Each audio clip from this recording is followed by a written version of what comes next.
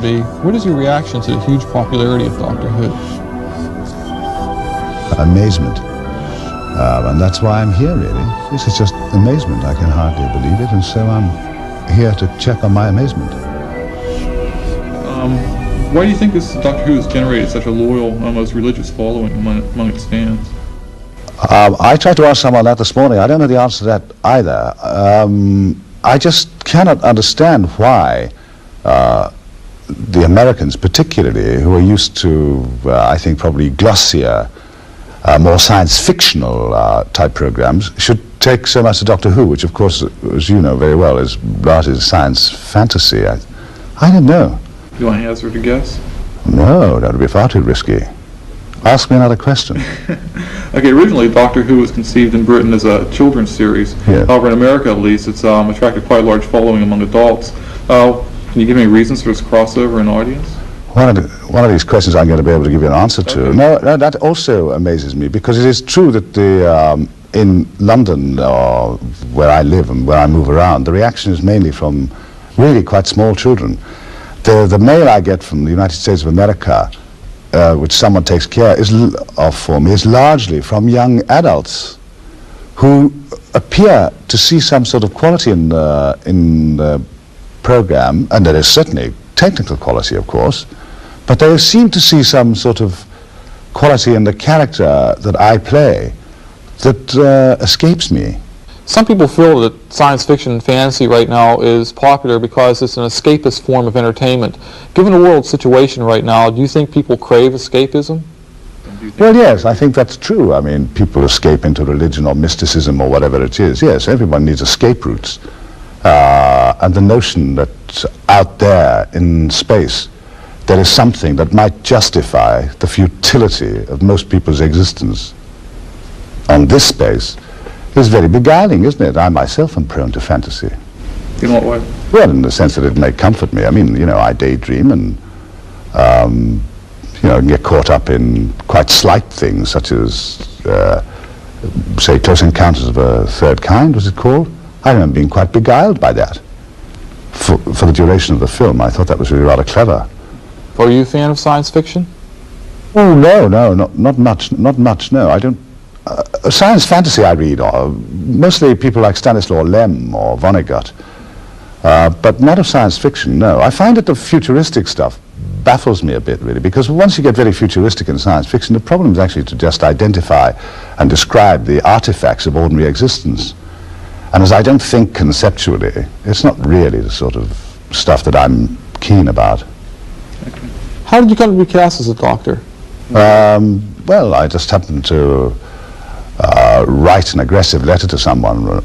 I was shoveling cement and carrying bricks on a building site, and I was out of work, and I wrote to someone who, the day he actually got my letter, had been to a casting session. And then it changed my life. Like watching Channel 54 KTEH changed my life. At that time, were you the proverbial struggling actor? No, I wasn't the proverbial struggling actor. I had done some films, and I'd been at the National Theatre. No, I was just literally in a trough. And of course, one gets very agitated because one wants to pursue one's career. I quite enjoyed shoveling plaster and things like that, and making tea and trying to amuse my fellow workers, but I wanted to be back acting. Accident. Were you a viewer of Doctor Who before? Well, in a very casual way, because it used to go out, it goes out in England at the pub time, you see. So, I mean, I was mostly in the pub when Doctor Who was on, but occasionally I wasn't, such as when I was extremely ill or broke or something like that. And so occasionally I used to watch it. It went through my mind once or twice that it wouldn't be a bad job to do. What was your initial impression of the series itself when you watched it? When I watched it? Yes. Do you mean before I was in it? Yes, as a viewer. Before. Yeah, I just thought it was quite fun. I thought that would be a good part to play. I naturally didn't watch it when I was in it. It was much Why too. not? Oh, it was much too frightening, I thought. Really? Yeah. I think also that I didn't really understand it, you see. People were very kind to me in England. They said they quite liked my performance, which is a very subjective reaction. And they said there was a kind of spontaneity about my performance.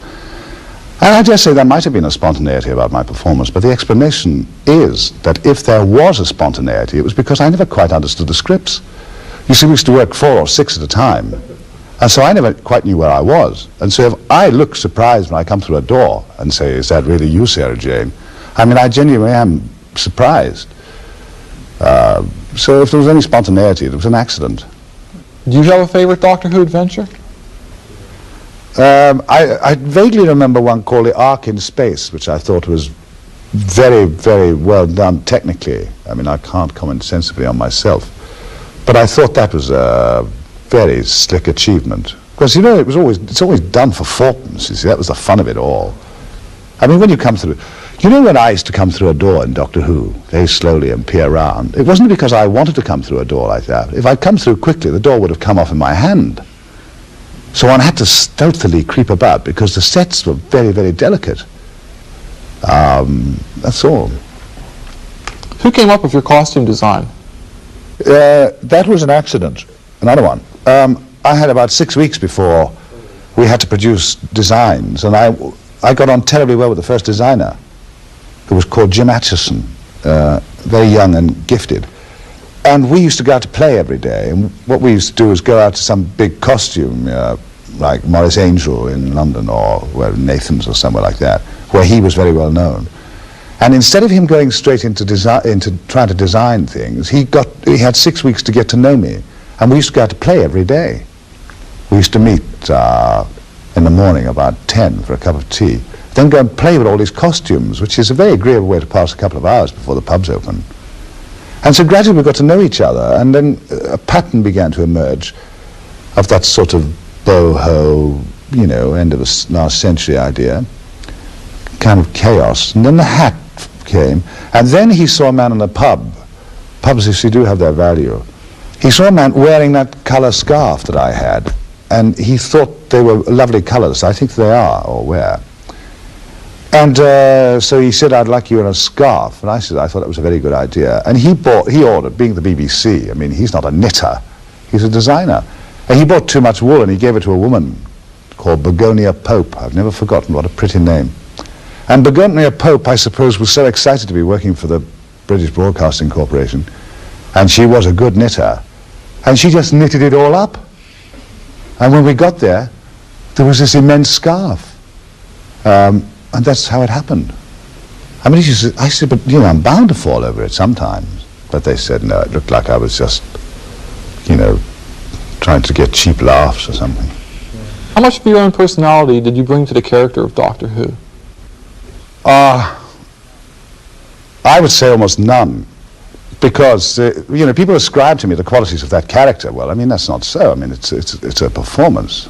I mean, Doctor Who is reliable, is moral. I mean, in the sense that he's chaste, he's unavaricious, he's unviolent. He takes a moral point of view, predictably takes a moral point of view. He is utterly the hero. And you're none of those things? No, I'm utterly unreliable. I don't think I've done I was just thinking, really. I was just trying to think if I'd ever done a decent action in my whole life. No, I'm not at all like Doctor Who. No? He tends to be absent-minded, whimsical, impatient. Yeah, but I mean, some of that comes out of a script, really. And also, this sort of inventiveness of the directors who are trying to drive through sometimes a heavy plot line or whatever. And so one finds all sorts of ways to try and do the alchemy of making the ordinary extraordinary. And that if the lines are said flat, they've got no meaning at all. Whereas, you know, because the writers work under great pressure, so one tries to get inventive. The whole charm of doing it for so long wasn't because it was a great challenge as an actor, because in an acting, in the way of acting, it's not really an acting part. There's no development. The predictability is absolute, and there is no change in the character. You know what he's going to do. The fun of doing it was how, when people knew what your attitudes were going to be or what your reactions were going to be, how were you going to therefore find the variety to make it fun and interesting. Is that the fun of the character? I think so, yes. It's a bit like getting through life, isn't it? It really is. I mean, the parallel, I don't believe in fundamental differences between groups of people. You know, I'm an anti-boredom man. I'm down here for ecstasy. And as an actor in a program like that, I would go as far as I could, or dare, although I was notorious for my bad taste. I would go as far as I dared to make the ordinary less ordinary. I mean, I really feel that's important, otherwise life is intolerable, isn't it? If life isn't ecstatic or going towards ecstasy, at least in intention. I don't mean that one can be in a permanent state of ecstasy. I mean, one would obviously be exhausted.